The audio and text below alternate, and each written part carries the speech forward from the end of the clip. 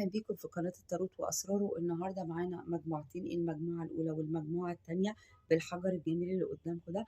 المجموعة الأولى النهاردة هنهكر طاقة الحبيب، والمجموعة التانية برضه هنهكر طاقة الحبيب. عايزين نعرف حبيبك وهو بعد عنك بيفكر فيك ازاي، ايه دنيته وعامل ايه بالظبط، ايه حياته بالظبط ماشية ازاي بالظبط.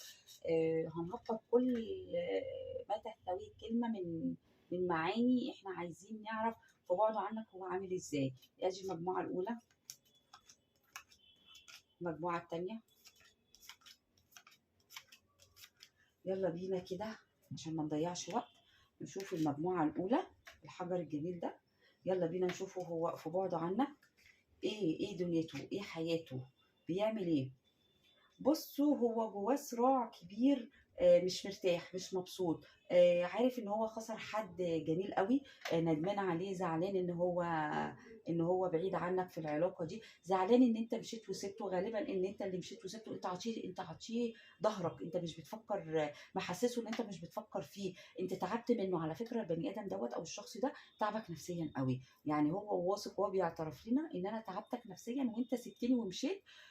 بس هو برضه في الوقت الحالي هو بيفكر فيك، ده ما فيهاش كلام، يعني ما فيهاش جدال.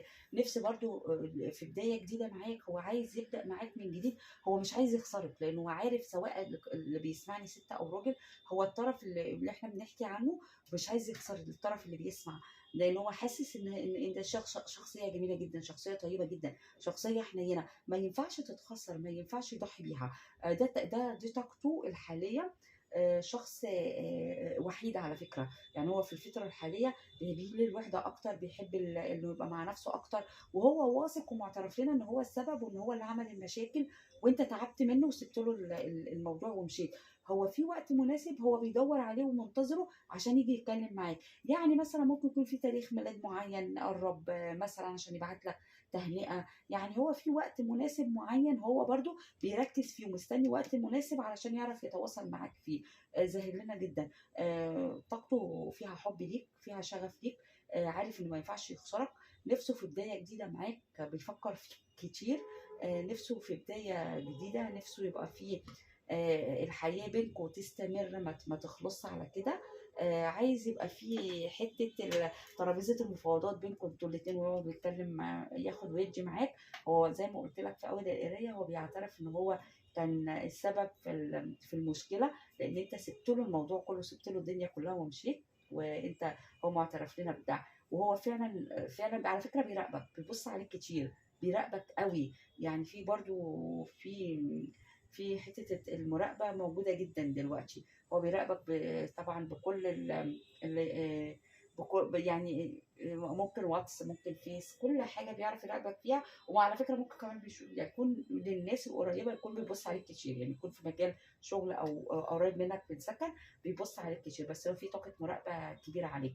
عارف ان انت ما ينفعش يخسرك، عارف ان انت حد طيب، حد حنين، حد بمثابه الام بالنسبه له، يعني شخصيه ما ينفعش يخسرها.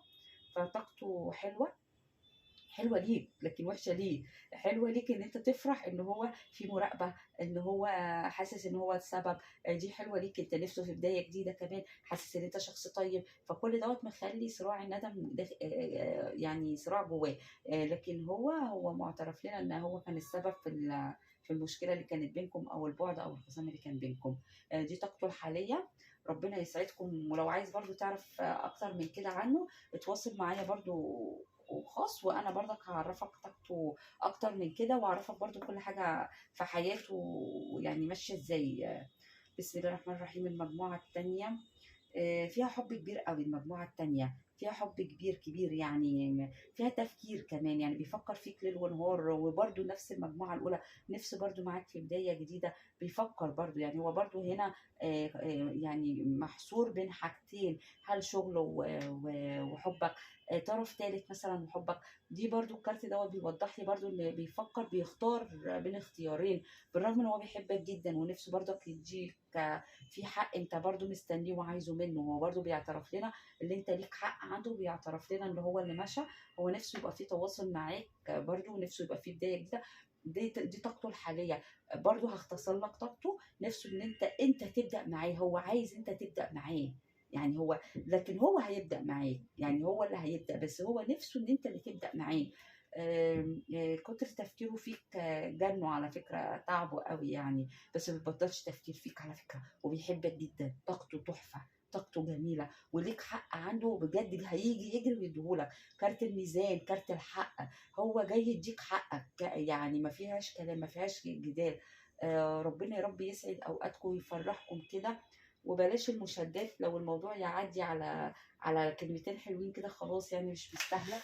هو بيحبك جدا، حريص ان هو يرجع يتواصل معاك، هو بس هايبك ونفسك ان انت اللي تتكلم، بس هو اللي هيجي، لان الكارت ده وضح لي، كارت الميزان وضح لي. ولو حابب برضو تعرف قراءة تفصيلية عنه، اتواصل معايا، وانا برضك اعرفك كل تفاصيل حياته ويومه كده ماشي ازاي. ربنا يسعد اوقاتكم، واشوفكم على خير.